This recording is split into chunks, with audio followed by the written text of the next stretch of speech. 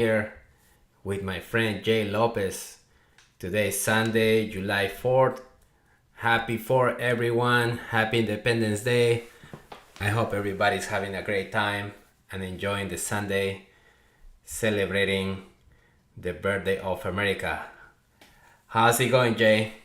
What's up? How's it going, Marco? Everybody, how's it going? Happy 4th. Good. What are you doing? Any plans? No, I had to work a little bit, send some work emails, get some stuff ready for next week, but for the most part, relax, rest. I worked out this morning, a little bit of training, a little bit of coffee now, so I'm good. Workout? Bro, you wake up early, right? Even I was up like even 5 o'clock this morning. 5 o'clock? Yeah, Man, and what about any weekdays? What time do you wake up? man, if I'm up past 4:30, I went to bed maybe Man, too and late. what about 4:30? You wake up at 4:30 every day, and Yeah, Sundays and Mondays 5. You Sundays, sleeping? Saturdays, Sundays, maybe 5. Sleep until 5. Sleeping until 5? Man, that's crazy, man. But do you sleep 8 hours or I go to sleep at 9. I don't know set if I get a full 8 though. I don't know if I get a full 8. 9? That would be, I think, like at 5 will be 8 hours, right? 5 a.m. Yeah. But if you wake But up at like, 4:30, that will be 7. yeah, like if you factor in getting up at night, getting water, then you move around, Yes. you Yeah, know. yeah. Oh, one thing is going to bed. Another thing is like actually falling asleep. Right, and staying asleep. Man, Exactly. that's the thing I have. Like when I go to bed, I hit the bed. I'm sleeping within the 3 minutes. I'm already out. It's rare that I go to bed, lay in bed, and I stay that I cannot sleep. Very rare. Oh, It has happened, but for the most part, man, I close my eyes and then I'm out. and you I don't don't wake know, up maybe until you don't get up until two or the three. morning? No, no, no. I do Oh, wake up, but mostly it's the baby. oh, The I forgot my baby, yeah. Myla, Uh, yeah, yeah, I always get interrupted in the middle of the night. Noel wakes up too. Some nights are better, but it's rare that I get a night uninterrupted. Right. Yeah, I Yeah. actually miss those days where I would sleep in all night. It's crazy. Hey, do you know if we are live on Facebook? I Define checked life. No, let YouTube. me look. Let me look. Define life. Oh yeah, it's here. It's here. I think we Facebook are. is live. Yeah, I actually miss those days. Yeah, I think we're live. Cool. You guys, if anybody's watching, feel free to comment. Let us know if you want to say anything, if you want to ask questions. We're here. We're here just chilling with Jay. Say hi, right? What's up? And yeah, who's watching? We Is have three anybody watching? viewers. What? Who? We have three viewers. I don't know. Let me look and see Three who these folks viewers. are. Let me Nice. see. Thank you Let's guys for watching. send out shouts. You need to start like I know you don't have any sponsors in Mano, but you need to just make up. Hey, this video is brought to you by. This video is brought by the Basix Jiu-Jitsu in Leesburg. Basic. Come and train Jiu-Jitsu with us. Hermano, Yes, UFC.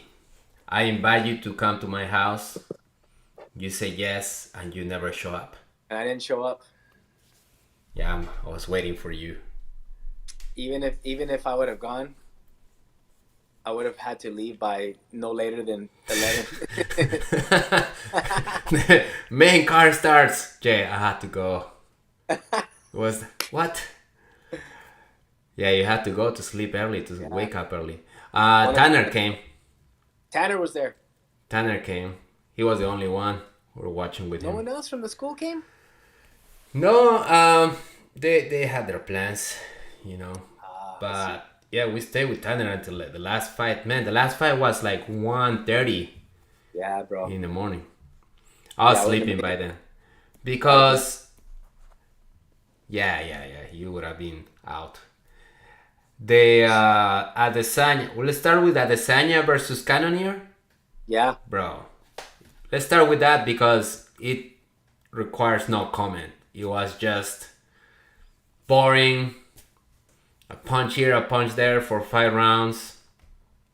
That's it. No more comments on that fight, really. yeah. He was very cautious. He was very careful, very cautious fighter in that fight, wasn't he? Yeah, yes. I think Adesanya, his approach is almost what Namajunas was thinking. I'm good to champion. So you had to beat me. You had to take the belt from me. You come to me, and then he's gonna counter punch, right? Right. And Cannonier was trying, but he was also waiting. So it just made for a boring fight. Um, and it was similar of the. Do you remember Joe Romero versus Adesanya? It was Yes. kind of Very the same dynamic, like Adesanya waiting, and then right. very Because safe, playing very Yolo safe. is a good wrestler, I think, too. A very good wrestler, very good grappler. And Adesanya didn't really want any part of Yeah, that part of that game. yeah. Yeah, I So hear you. so that was it for that fight. Adesanya is being, he has great fights. I mean, he's a great fighter, very exciting knockouts and everything. But yeah, he has these fights where I don't know, it's kind of off. It makes me miss Anderson Silva because a lot of people compare Adesanya with Anderson, but Anderson will bring it every fight. Maybe one or two were boring, but it was more exciting to watch Anderson than Adesanya, in my point of view. I don't know what you Right. think. No, yeah, if you look, I think Anderson Silva his undoing started with his first fight against Chris Weidman. Remember, he was being too playful. Man, Chris yeah, Weidman knocked him out, right? So yeah, everybody like today is like, yeah, you see, that's why we don't just go all in like this because everybody has a puncher's chance, in the UFC.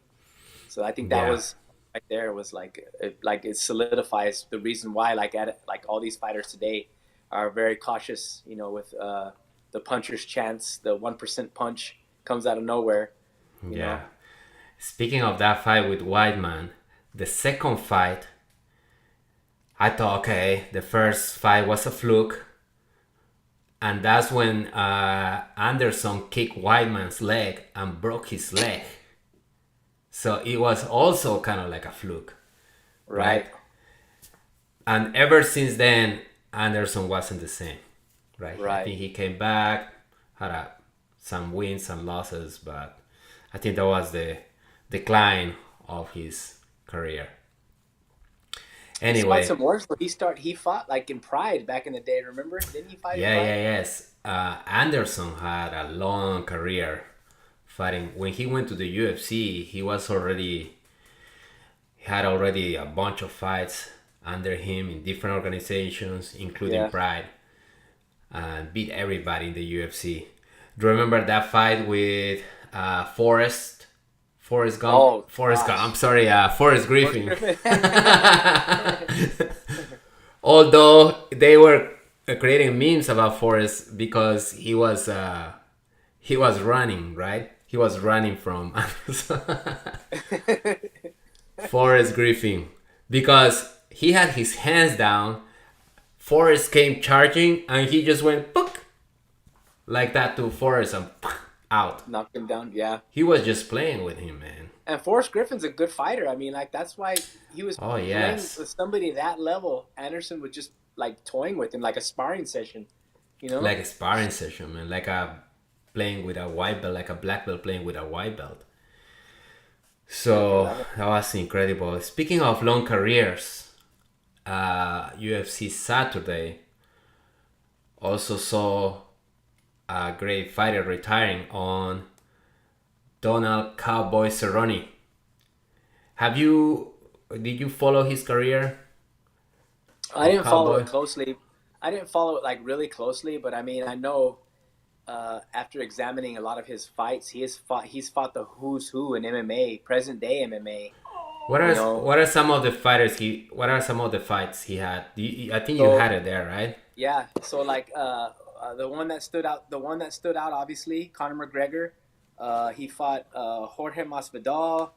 He's fought Anthony Pettis. He's fought Justin Gaethje, Tony Ferguson, Ali Akinta, Mike Perry, Leon Edwards, Darren Till.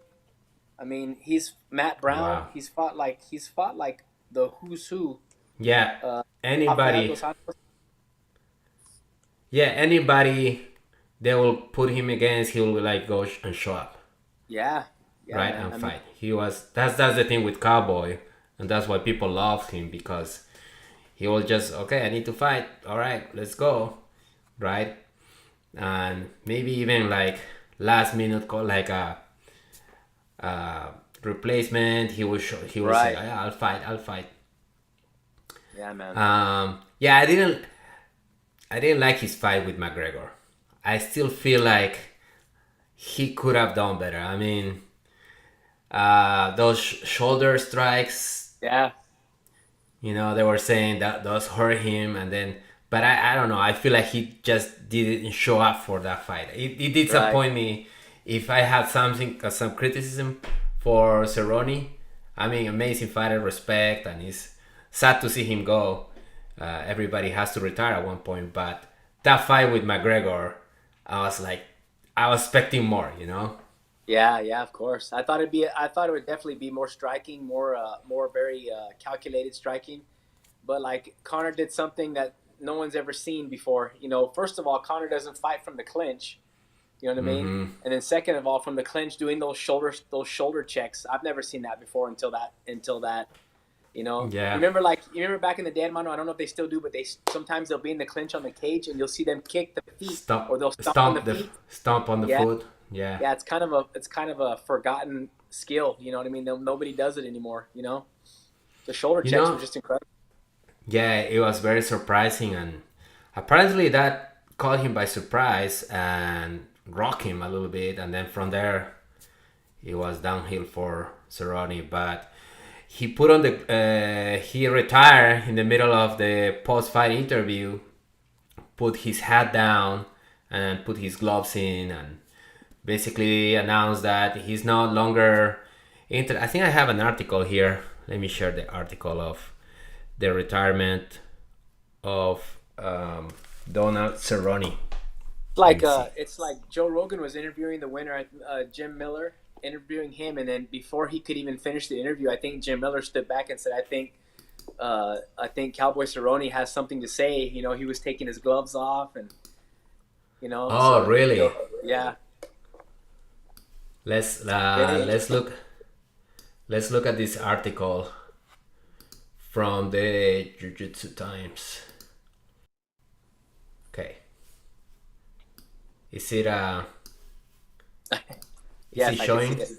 Yes, Cowboy Cerrone retires from MMA after 55 professional matches. I'm going to be a movie star, baby. I think he's been doing movies, and I think he's in in the movie of Gina Carano. oh Gina yeah, Carano, yeah, Gina Carano has a movie in the Daily Wire. The that company from Ben Shapiro, I think it right. is, and I Oh yeah, think she's very conservative, huh? She's very conservative. I forgot that she's very conservative. yeah, well, she got canceled. She was doing The Mandalorian, and then she got canceled by Disney because she was very outspoken against, the whole COVID thing, Yeah, and yeah, conservative views. and they canceled her, and then Ben Shapiro reached to her and said, "Hey, I'm doing a movie here," and I think she called Cerrone, or I don't know what the connection was, but he's been doing those movies, Cowboy. Let's read here. Cerrone retired in the octagon following his submission loss to Jim Miller. What was the loss? It was a guillotine, right? Oh, I didn't see it, Hermano. I didn't see that one. I didn't see I the think it highlights. I was a didn't know if it was guillotine. submission. Says And you submission, know yeah, what's 18 choke. and you know what's I think how I mean you go into this fight, you're already thinking like this is not what I'm gonna keep doing. You know, at one point you're like, I'm not feeling this anymore. He gets submitted, or I feel Yeah. like he was not really planning on giving his best on this fight. But You anyway, have to after the know. rest, He had to have known, huh, before this fight that he yeah, was like, yeah, okay, yeah, he probably had on his mind already. So before more damage, he got caught in that guillotine. But Cowboy laid his hat and gloves down in the center of the octagon as the crowd cheered in respect for the future Hall of Famer. Cerrone told commentator Joe Rogan, I don't love it anymore, Joe. I just don't love it anymore. I'm going to be a movie star, baby. Cerrone has been acting since at least 2017 and is set to star alongside Gina Carano in an upcoming film, Terror on the Prayer. Blah, blah, blah. So, there we go. Speaking of Gina Carano, I think Ronda Rousey came out of the ashes and they were discussing a possible, like, a return match between her and Gina Carano. Did you see that article? Man, no, I did not see it, but that would be a good fight for both. Because Gina, many of the new fans don't know, but Gina with Cyborg, they were the precursors, the pioneers of women MMA. Right. That fight, Gina Carano versus Cyborg, was it was not in the UFC, but everybody watched that fight, and they were superstars. And after them, it came Ronda Rousey and that generation. But it will be awesome because they both been retired. Gina though, and isn't Ronda in WWE? I think she's still doing her wrestling. I think plus she's a mom. She became a mom during all this time. Ronda is a mom. Oh, cool. Yeah, and Gina is doing movies, so I don't know. Like, makes me suspect now. Like, all right, they come back, but how legit is gonna be their fight? Like a stunt, like a publicity stunt. Like it's gonna be more exhibition because they have their careers going. They're making a lot of money without getting punched in the face. So, anyway, sad to see Cerrone go. I think Miesha Tate was supposed to fight on this card. Miesha Tate fight got canceled. I don't know exactly the reasons. I think her opponent got injured or something with her opponent. Yes, but Miesha is from the generation of Ronda, and she's still fighting. That's great to watch. She's incredible. Kat Zingano, I believe, fought too recently. Kat Zingano is back. Wow. Yeah. Not UFC. Awesome. I can't remember what card. I think she's under. What's the promotion that Gabby Garcia was on? Is that one? One is the Asia one. I think it's that one. One. I think. Yes. Don't quote me. It might be Bellator. One of those two. Bellator is another one. But no more Cerrone. And let's keep watching here. What else? Who else fought on Saturday? Robbie Lawler got knocked out by Brian Barberena. Bro, I was watching this fight. And man, Robbie Lawler, he's also an old-timer. He's been fighting for a long time, Robbie Lawler. And, typical Robbie Lawler, just go in there and start brawling. And I was like, at one point, man, he can beat this guy. And the other guy, Barberena, he didn't look impressive. He's even like, looked like he wasn't in shape. Right? That he had good hands, man. At one point, they were both like, it's not like they were, how there's fighters who punch and then get out. Like they come boom, boom, boom, boom, and then they get out, circle around or whatever. These two guys were just punching in the pocket, like boom, boom, boom, boom, boom, punching. you knew that something was gonna happen, like somebody was gonna crack, and they were both in there. And eventually, on this third round, I think Barbarena hit Robbie and sent him down. And no, wait, he was even standing. I think Robbie didn't even go down, but the referee just stepped in. It was sad to see Robbie Lawler got knocked out because great fighter and also an old school guy. He's been fighting since. I have really good memories of Robbie Lawler with hair fighting Nick Diaz. Yes, that Nick Diaz fight. Right. When Nick Diaz beat him. Right. Nick Diaz beat him. Very I remember watching that fight, and Nick Diaz, Robbie was just going forward, and Nick Diaz was punching really slow. You see no power, but then all of a sudden Robbie got knocked, wobble. Right, dazed, yeah. Dazed, and Nick Diaz punched him again, and then all of a sudden sent him to the ground. So it was kind of upset to see Nate Diaz. They fought again recently. Did you see that? Yeah, I think Lawler TKO'd him. It was bad. It didn't look bad. Yeah, it was bad. They were saying Nate Diaz was not in good shape. Yeah. He had no business being in there. So he came straight from the buffet to the fight. Nick Diaz went from the buffet. Yeah, that wasn't good, man. I wish he would have come back. The thing with the Diaz brothers is they win, they're exciting, but they take a lot of damage too, right? Yeah. So, for example, Nate, I think he has so much scar tissue. As soon as he gets hit, starts bleeding. Yeah. Yeah, it's almost like they're what they try to do is carry the fight into the later rounds because they have this cardio, Yes. Have this unbelievable cardio, and then they're able to wear their opponents. It happened all two Conor McGregor fights. Yes. You know what I mean? And that's what Nate did to Robbie Lawler. Edwards. Oh, Robbie Lawler too. Yeah. And then Nate, same with Leon Edwards. I don't know if you remember the Leon Edwards Nate Diaz fight. Same thing, man. He just catches him with that one little punch, man, and then he's little punch, but it's later on the round when the fighter is tired. And instead of pursuing him, he stands there pointing at him and talking to him instead of putting on the pressure. Speaking of Nate Diaz, something they go around slapping people, man. Oh, you see him slap that reporter? The reporter, right?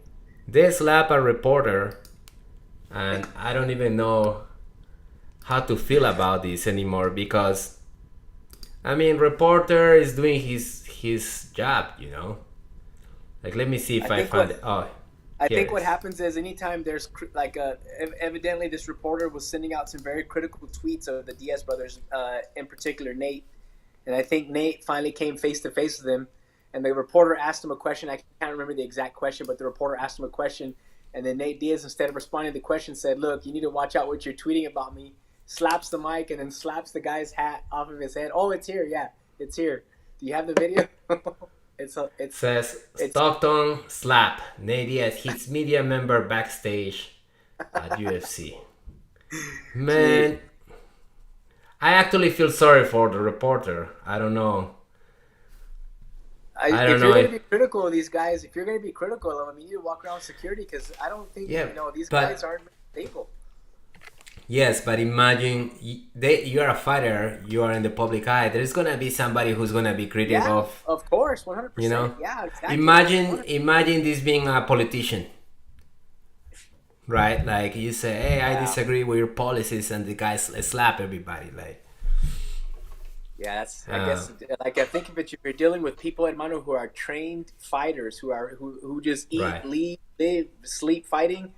I think if you're going to be critical, you say it, but what I'm saying is when you show up to an event, expect for them to challenge you. You know what I mean? Because to fighters, I'm assuming to fighters, it's a personal attack against you as a professional fighter.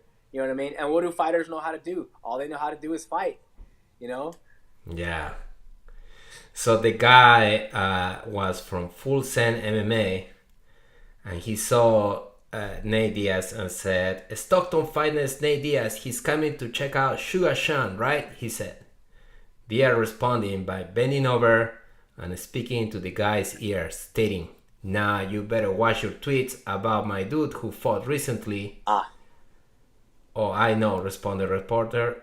But as soon as he did, Diaz slapped at his microphone. Diaz then followed up by swiping the hat off OG's head. Check it out below. Check this video.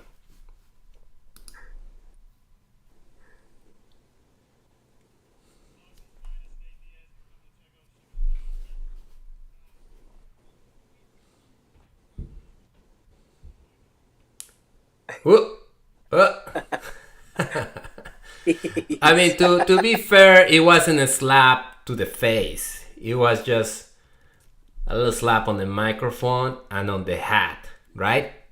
Right. Yeah, I'm just saying, if I'm the reporter and I'm making critical tweets about a fighter, right, wrong, or indifferent, I'm gonna proceed with caution when I see said fighter, because I don't know how they're gonna react. You know what I mean? And hey, by all means, it's my job to be critical of a fighter, but that isn't gonna make me safe. Any safer. Bro, if you're an MMA reporter, you have to be very careful, man. I think I've seen Nick Diaz threatening Ariel Helwani at one time. I think Nick Diaz threatened, like back in the day, I think he threatened Ariel Helwani. Ariel Helwani, man, he pissed a lot of people. I mean, he was there, and yeah, then Dana White hates him. I don't think he's even allowed in the shows anymore. I don't think he's allowed backstage at the shows anymore either. Yeah, he used to be there. I don't know what happened. He used to be in the post press conference. I think anytime somebody starts stirring up the fighters being paid argument, man, they get blackballed, bro. Yes. Look at Francis Ngannou. Is it Francis Ngannou? Is that how you pronounce his last name? The heavyweight. Who's that? Ngannou? Yes. So he brought that up, I guess, because he was getting offers to fight one of the Paul brothers. Yeah. And he brought it up, and I think next thing you know, he was being released from his contract. I think from his UFC contract, or his contract was done and wasn't renewed. I can't remember exactly what, but he brought that up, man. And next thing you know, that they're always talking about how UFC fighters don't get paid as much as, let's say, the boxers. Like, boxers get paid way more, so. But Dana says, yeah, I pay good, and there's other organizations too, so that's the thing, that if there will be more organizations, then that makes it better, because fighters can leave, right? But yes, Sean O'Malley fought no contest against Pedro Munoz. Got eye poke, so they were fighting. I think there was an initial eye poke to Pedro Munoz, and the guy, they stopped it. Guy check his eye, and then on the second one, he got eye poke, and the referee came, the doctor came, and he's like, I cannot see, and then they stopped the fight, and they declared no contest, for what I read. Yes. That's so for that's the correct. fans of Sean O'Malley, it was kind of like a disappointment not to see this fight go to the end. And my personal opinion, watching the fight, Pedro Munoz was not winning the fight, and I did see a eye poke, but you see them sometimes. I don't know how bad it was. It didn't look that bad though for him to quit. Right. There's been other eye pokes where the guy just goes, and then they come, they take a little break, and then they're fine. There are other ones. He seemed really overmatched in the fight, and if you look at yes, Sean O'Malley made a comment saying he was just trying to find his way out of there, no matter what it took. It did look like Munoz was trying to find a way out. Yeah. It did look like, okay, I'm not I'm not winning this fight, but I'm who over knows? that. Yeah. It could. I mean, the doctor can probably see the if there is damage in the eye Right. for real. But And then objectively speaking, if the fighter's telling a doctor I can't see, the doctor has to take that as law, you know? of course, So yes. But Sean O'Malley, he's been asking for a redesign of the gloves. And I was wondering, how can the gloves be redesigned to avoid the eye poking? I mean, if you cover up the fingers, then you're going to limit the ability to the grappling portion, the wrist grabbing, and the you're going to limit that. You know, I don't know. That's a good point. I don't know how much fingers you need for nogi grappling for grabbing the wrist. I mean, do you just need 4 fingers on the thumb minus fingers, or do you need fingers spread? I think you can have all fingers and the thumb, and you can still grab, right? Yeah, You don't need I'm assuming. every. Well, let me see what this article says in here about the O'Malley's comments. Okay, it says O'Malley accuses Munoz of quitting. Wants glove design change after eye poke at UFC 276. What it says here. O'Malley accidentally poked Munoz in the right eye with his outstretched fingers as he defended the attack, resulting in the latter being unable to continue the fight on. The bout was subsequently halted, resulting in a no contest verdict at the 3-9 minute mark of round 2. A lot of people are pinning the blame on the UFC glove design. Longtime analyst Joe Rogan has always been talking about the gloves. Sure. He's been calling for a change during his post-fight scrum. O'Malley shared the same sentiments. We gotta figure out something with those gloves, cause when you're wearing those gloves, they almost make your hand want to open. You have to like really make a fist, told reporters. So if we Like just have the gloves that kind of forces your hand to make a fist, I think that will help a lot. So what he's saying is to keep the fingers separated, but make the gloves kind of curved so it prevents the extending of the fingers. right. I think that's John Jones had the same issue. Remember how John Jones would Bro, always use that front hand? John Jones was eye poking everybody. O'Malley isn't letting Munoz off the hook, stating the Brazilian was looking for a way out. Let me check this article here, calling for a change. So this Has is the UFC seen these? Because they need to make some adjustments. Yeah, Clearly. we're talking with the UFC, but these are so these are So the they're ones curved. I like how it's so curved. curved So it sets up that you are in a curved position already early on. because when you, as you know, when you get the gloves now, they're like a cardboard. And They want to open your hand. Yeah, almost. they always want to open your hands, Yeah. but this allows your hands to stay in a natural fist locked position, and you don't got to worry about that. Need some help getting it on? Yeah, big hands. Oh yeah. Okay, so it's curved right away. Yeah, curved right away. And then when you, That's way better. Yeah, like the old Pride gloves. yeah, Yeah. So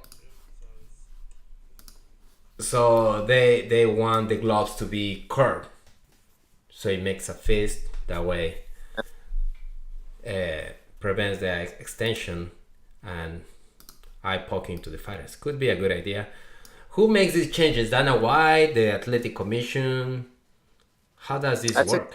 That's a good question. I think if it's written into the rules and regulations of the UFC, I'm sure those have to be changed first, and then the Nevada, or I'm sorry, not just the Nevada, but the athletic commissions who are going to sanction these fights. Typically, these fights happen in Vegas, right? Mm-hmm. So like what happens is the Nevada State Commission has to look at these gloves, and then they probably have to get doctors' opinions as far as, you know, how will they work? Will these be good for competition? I'm sure there's a very thorough process before they're able to clear those gloves off and use them for competition. Yeah, 100%. Speaking of O'Malley, there was a little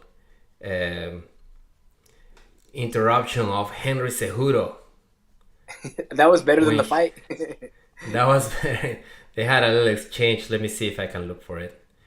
When O'Malley was giving some interview after his fight, Henry Cejudo interrupted him.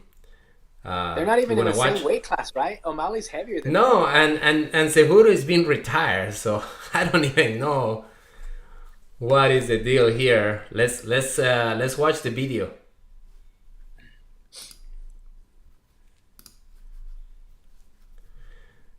O'Malley was part of an anticlimactic fight to open the main card. Oh, we already talked about this.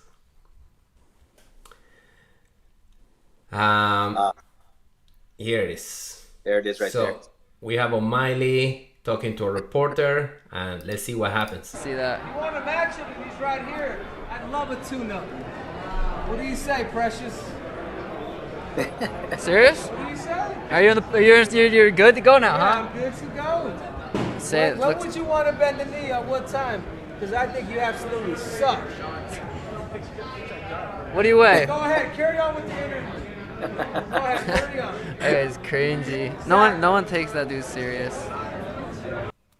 He just called him out of nowhere. Yeah. He said, "Hey, you're ready for a tune-up?" Look. See that? You want to match him? He's right here. I'd love a tune-up.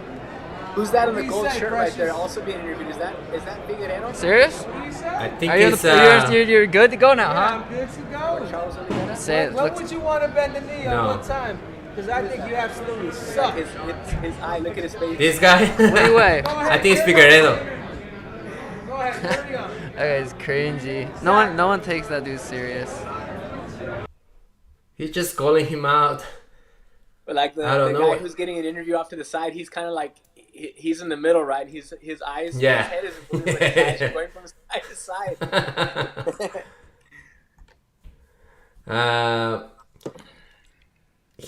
O'Malley accused Cejudo of being drunk and out of shape.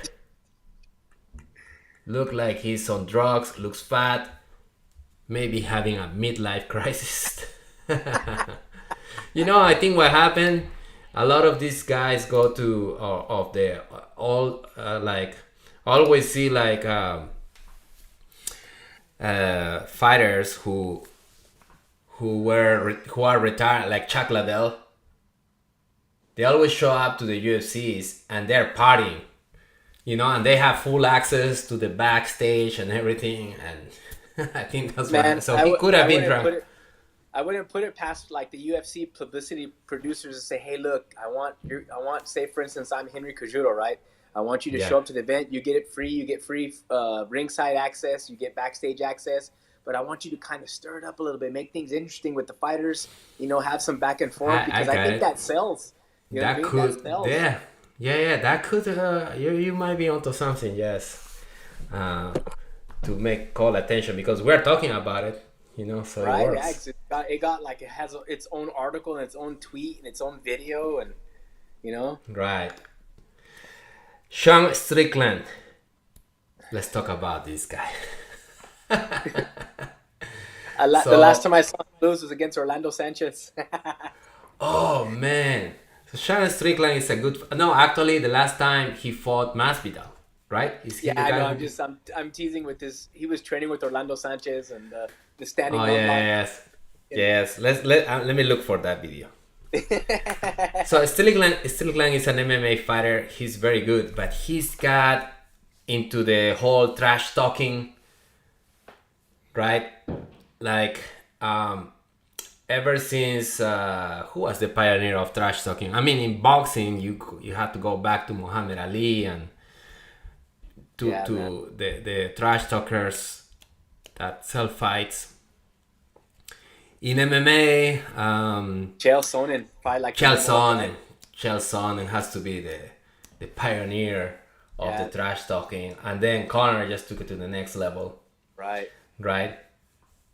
And and then now we have this guy to play in that same game, and he was fighting on the card on Saturday, and on the one of the press conference, he was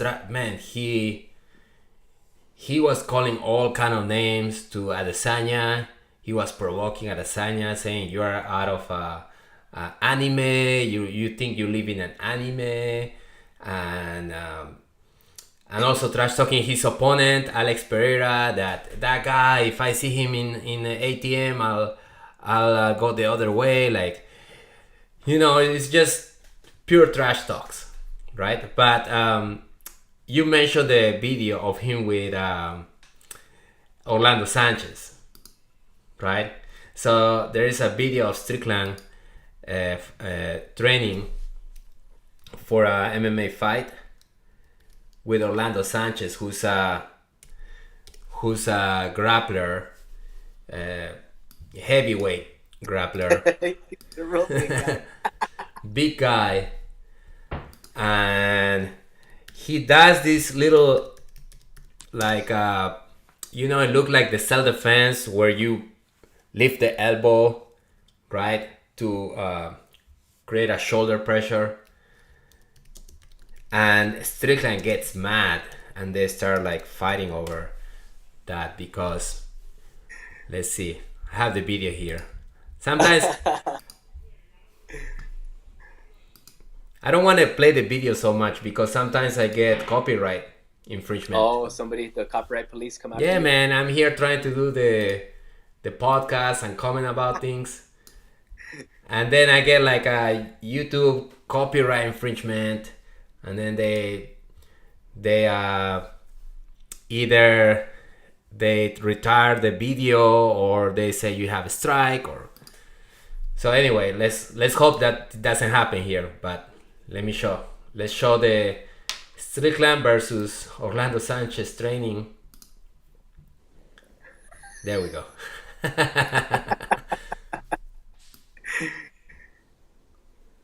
All right. Orlando Sanchez is the fat guy on the left, and Strickland is the MMA fighter on the right.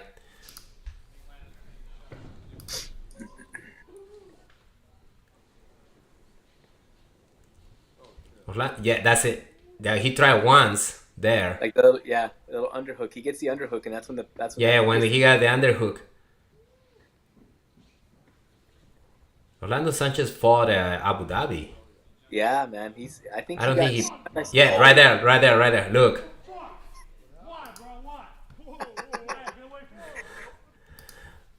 What do you think? I mean, two things, right? One, you are just training, so you don't have to crank it. I think Strickland got surprised. There's some history leading up to this video, Hermano. There's a backstory. Oh, you're gonna have to tell us about it. But let's watch this video. Look.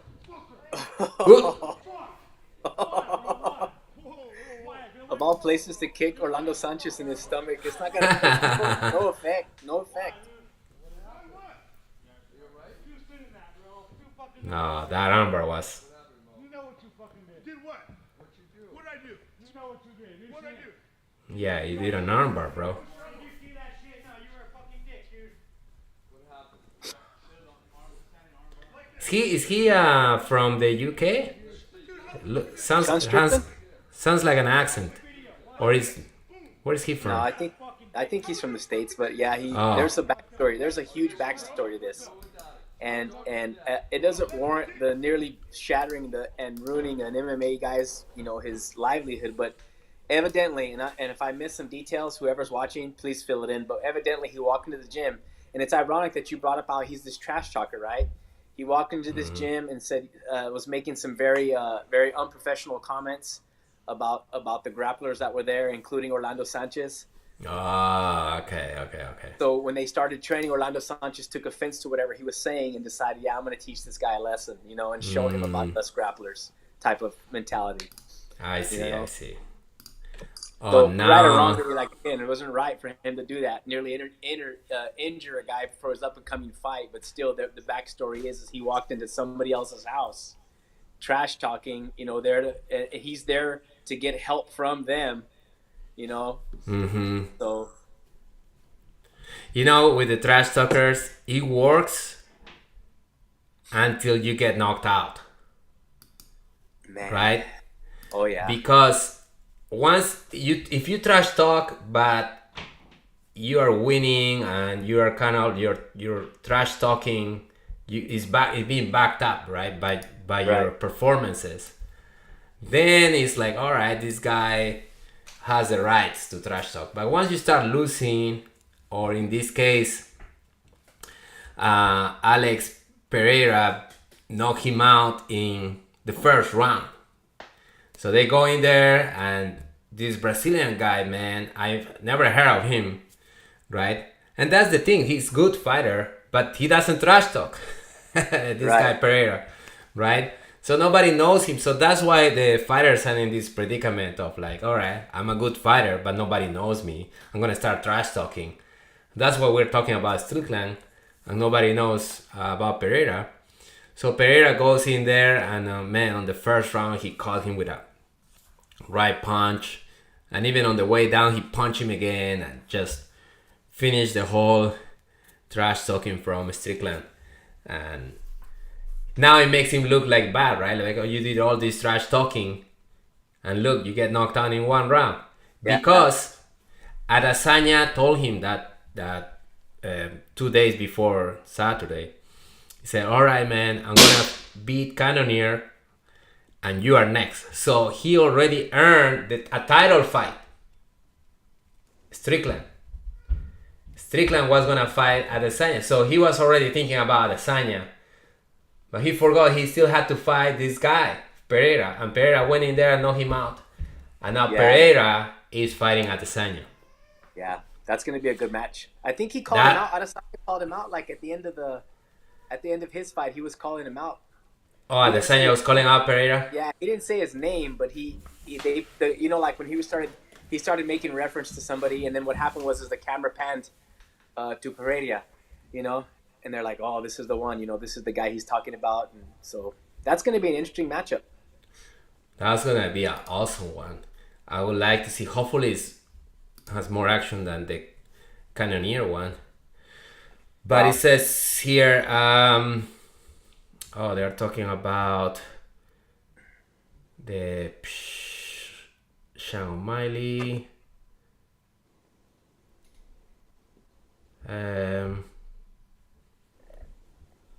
No, where is the Pereira slips Sean Strickland to earn so $50,000 bonus. Oh, wow. It doesn't say anything from his fight though. But anyway, good job. Oh, you know what happened with this guy Pereira? He knocked out Adesanya in a kickboxing match. Oh, that's right. I forgot about that. Yes. That's right. That's why Adesanya was saying, okay, you knocked me out, but it was kickboxing. This is MMA. This is different. Now we'll see, right? There's history. Yeah, there's history there. There is a history, man. I now I'm curious to see that fight. The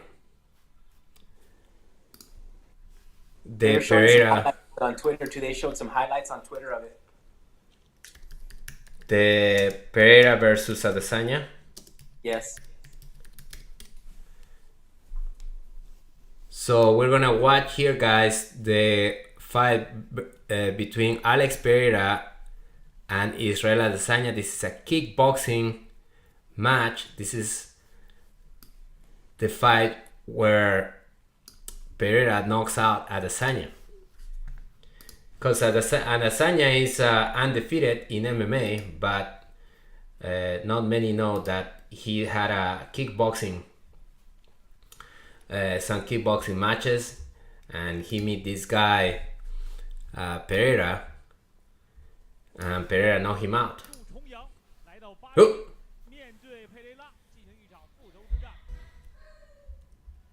Adesanya with no tattoos. Yeah, he's definitely. Oh yeah. I wonder if he was training at Atos at that day and age. Atos. He trains at Atos. I think he got his purple belt from under. Yeah, I think I saw a video of Adesanya versus Andre sparring. Look, that's Pereira. Man, they're both like the same He's body taller. style. Huh? Yeah. Skinny, tall. Man, he has him against the ropes. Best. Is this in Japan? Yeah, the announcing is Has always to the be. best in the Japanese fights because they're Yeah, look. Oh, Adesanya is. Yeah, oh yeah. He gets caught. He gets caught with that 1% puncher's chance, man. It's like a little short little left, right on the button, and it knocks him Right. out.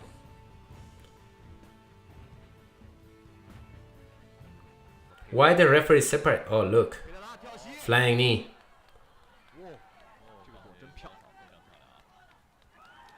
Oh, that's it. Let's rewind. This is Alex Pereira knocking out Adesanya. Boom. See that little short little left? That little left. Yeah. They played He it gets slow on his motion. face. Yeah, it's like he hit him right on the button, right on the reset button. So like he's out. Real slow look. Boom. There it is. See? That's incredible, Yeah. huh? The little shovel hook. Right. Boom. And now we're gonna see these two guys fighting in MMA for the title. It'll be a great match. I'm really stoked and looking forward to seeing these fights. What else we have, Romano? Volkanovski versus Holloway. Man, so they fought twice already, and they both were close fights. Many people think the second fight was a victory of Holloway, and they had a third match on Saturday. Volkanovski this time proved that he's the man, that he is better, because he really put a clinic on Holloway. Cut in his eyebrow, man, a nasty cut. Holloway was bleeding, and Volkanovski really punished Holloway, and it went to decision. It went to the 5th round, but there is no doubt now after this fight, Volkanovski is the champion, and at this point, there is nobody who can challenge him. What do you think about Volkanovski proving once and for all that he is the king of the, is it featherweight division? Yeah, I think it's the 150? 155? 155, yeah. Yeah, I think so. Yeah, he's an incredible athlete, and I mean he does it without the trash talking. You know, he's doesn't awesome. do it. You know, and then Max Yeah. Holloway is like himself is a phenomenal striker in the game. For him to be outclassed like that, for 3 fights. Mm-hmm. I mean, and whether you want to say he won the second fight or not, Volkanovski was still just a better striker in all 3 of those bouts, man. I think the first fight they fought during COVID too. They fought with an empty arena in their very first fight. Yes. Man, Volkanovski is just at this point unstoppable. I don't see anybody who can challenge his belt. He just cleaned the division. And I think at this point, I think he even mentioned he's planning on going up a weight class, similar to what McGregor did. Yeah. That's going to be tough, but it'll be really interesting to see Volkanovski in the next division fighting those guys. Like, now you have Charles Oliveira and Poirier and, Yeah, big guys, real bigger guys. Yeah, bigger guys. So this is because Volkanovski is short, but he's stocky and he's strong, Right. and he's relentless. He does his not cardio is stop. incredible. Cardio is, man. Did you see when Brian Ortega has one of the best cardios, and at the end of the fight, Volkanovski was almost looked fresh. I mean, still tired, Yeah. but he was still you can see the energy versus some fighters are You can see they're barely standing up. You know? Like wobbly, like very wobbly. Yeah. Yeah, they go out, but they're like, you can see like they are like really digging deep. Yeah. Volkanovski's like they're like going like a little Tasmanian devil. Yeah, man. He's a prime example of he's just a phenomenal athlete first, and they just made him into an amazing fighter. You know. Yeah. Volkanovski was a rugby player. Yeah, A rugby player. Phenomenal athlete. Yeah, there is a. You know, he used to weigh over 200 pounds, and he's like. I didn't know that. He's like 5'6", 5'7". Wow. Yeah, let me show you this. Polkanovsky as a rugby player. Where's he from? Australia? Australia, yes. Oh. He came to the octagon with the Down Under from Men at Work. That song. Yeah.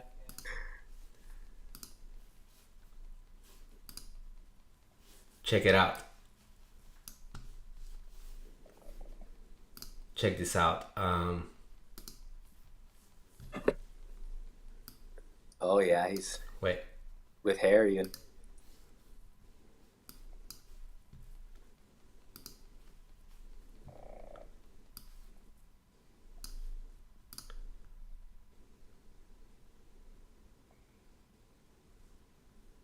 Where is that? There he is. Look. Bro, he's solid, huh? Yeah.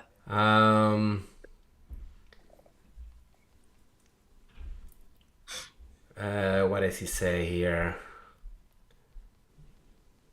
Alex will just carry blocks. He will always fend a player off. He was unbelievable. If he had an extra foot, he would definitely be in the National Rugby League. He didn't give a F about how big people were. He would just run the ball all day. He had no fear no matter how big they were. And even if someone twice the size of him started picking on him or tried to fight him, he would clean them up. You wouldn't want to pick a fight with him no matter how big they were. There was a guy named Shrek, who was probably the biggest in the league, almost 7 foot and 150 kilos. He and Alex ended up having a bit of a scuffle, a bit of a fight. Because Alex was so short, he had to jump up to try to punch him in the head. But Alex had no fear. He didn't care how big you were. If you wanted to have a fight, Alex would. Man, like, you remember the division that Sean Shirk was in? Remember whenever he was in that division with like George St. Pierre and Yes. BJ Penn? Yeah, Sanchez was almost like the same kind of body type, huh? Yeah, he's like that little short guy, but very, very strong, very powerful. Yep, and that was it for Saturday UFC. We talk about the main fights. Cerrone retiring, Robbie Lawler got knocked out, Sean O'Malley stoppage. Sean Strickland got knocked out after all the trash talking, and Volkanovski just being like monster in the ring, man. That guy, and he's very likable. You guys go and watch the post-fight press conference. The guy is just so fun, and you're saying, he doesn't need the trash talk. He's just very charismatic. People loves him. He loves Volkanovski. Is very likable, man. But yeah, at this point in that division, you have Holloway, Volkanovski, Ortega. Ortega is fighting, by the way. Ortega is fighting Yair Rodriguez. That's coming up, I think, next month. That will be interesting. That's a fight night, or is that a UFC? I think it's a fight night. It's a fight night. That will be fun to watch. But Volkanovski at this point is just above everybody else in that division. So it'll be cool to see if he goes to another division. I just saw this article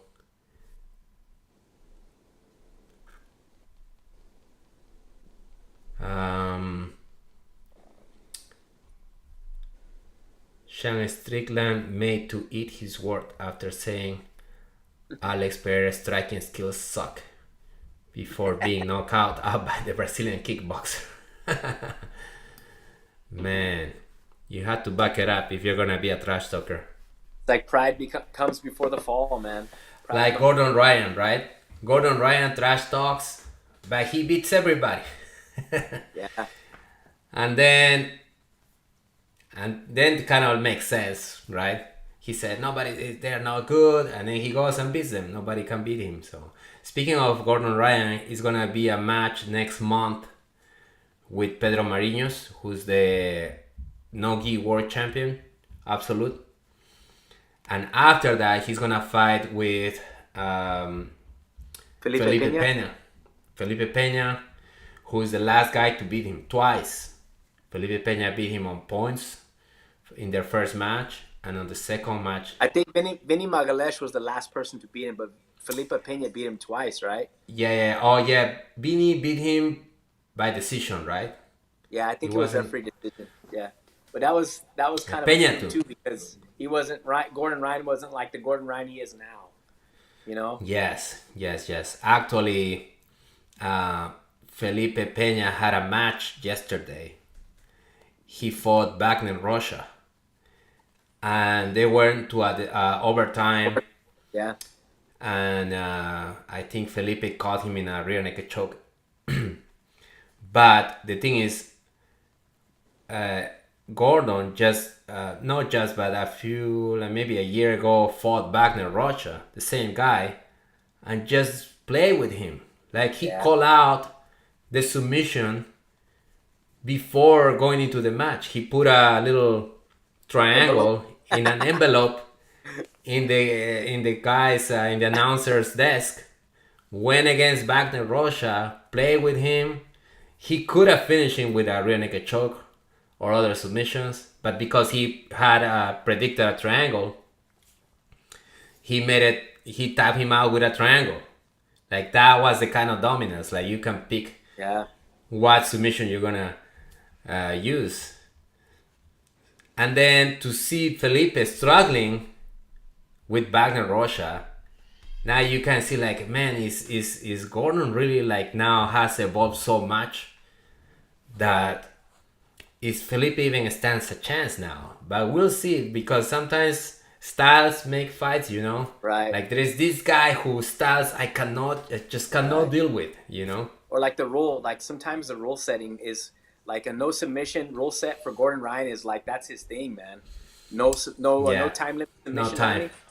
Yeah, but like ADCC or EBI, is it EBI rules, Eddie Bravo, like the invitational rules or the this is gonna be fight to win. So I think they use I think they just use submission only, and then it goes to referee decision. Oh, okay. There's no flipping the coin or to like overtime they flip the coin to put you in the back. Right. Speaking of that, I'm sorry. Yeah, go ahead. No, just like saying, like when Felipe Peña and Wagner Rocha fought, they slapped hands on fists, and Felipe Peña sat down and spent like the first 7 minutes just not letting Wagner Rocha pass his legs, not letting him pass, like no attacks. You know what I mean? And then they stood back up, and then Felipe Peña got a takedown and spent the next 5 minutes trying to pass Wagner Rocha's legs. You know what I mean? And there wasn't really, I didn't see any, like, did you see any actual threats other than the overtime? I didn't see any actual submission threats from either one of them. You know? Yeah. Versus when Gordon fought Rocha, he mounted him. He just, typical, just smashing and pressuring him. Just dominated. Dominance. Dominating. Dominance and I mean, finishing. good grapplers. He's beating these guys like Kyle Bain is like an amazing 10th planet black belt he just played around with that guy, you know? Yeah, big guy, incredible. right? Kyle Bain, yeah. Yeah, and actually I just saw him. If you guys have a UFC Fight Pass, there was a UFC Fight Pass Invitational yesterday. Go ahead and check it out. But this is a teams tournament, and that guy Kyle Bain was there, and it was funny to see the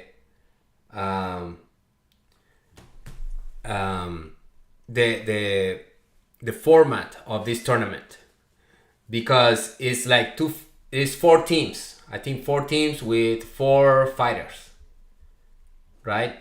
And 2 guys go in, and if there is no winner, so it's all submission only. If there is a draw, they both eliminated, and then 2 more guys come in, right? Now this is the thing: if one of them submit the other one, the guy stays, and the other one jumped right after, like no break. Let's say you go in and you submit somebody, all right, you win, you stay. It's like a Shark Tank. A new fresh guy comes and fight with you, right? And it makes it very exciting, because they also call the flipping of the coin when there is stalling. Like this guy's passing or standing and there's nothing, they flip the coin and they put you in and then either the back or the spider web. Nicky Roth's brother fought yesterday, and in that I think he won one and then lost another one, or draw, so he got eliminated. But there was this guy from the Danaher team. His name was, they call him Big Dan. Bro, that guy is tall. I think he's 6'7", something like that. Super tall, and he moves like a lightweight. Wow. He beat I think 2 or 3 guys, and they had to call a new fresh one, and then finally he draw with another guy, and he had to go. But it was nice to watch that guy, and he's super young.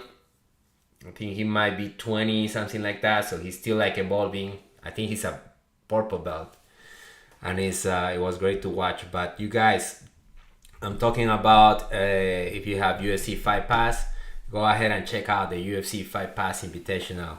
There are good matches, and the thing is, Eddie Bravo is behind that.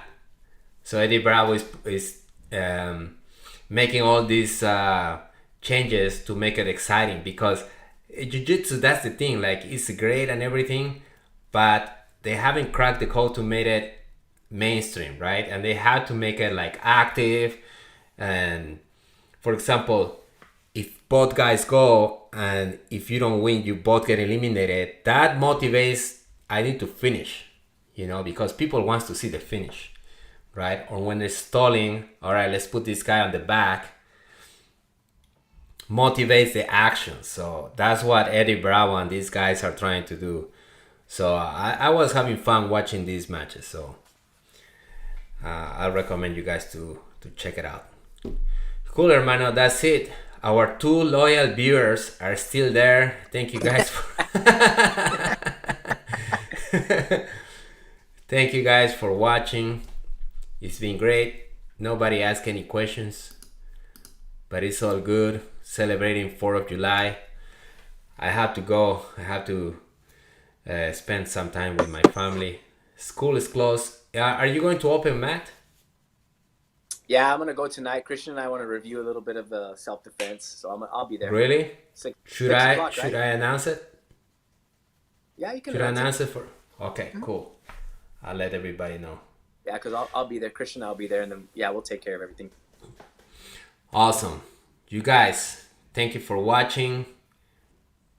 Be safe. Enjoy. Happy 4th of July. Keep training Jiu-Jitsu and stay healthy. Don't trash talk, and no trash talk. You can trash talk. If you trash talk, you have to back it up. Oh, somebody wants to say hi. Come here. We were watching you upstairs. She was watching? Yes, she was Oh, look, we have a special guest. He's about to say, hello, everybody. Hello. Myla! Miles, you want to say hi? Oh! Say hi, Miles. Look. Miles hi, is Myla. there too. Hi, Myla. He was Happy tired. I just 4th. woke him up. Miles, you want to say hi? Hi, Go. Myla. Doggy.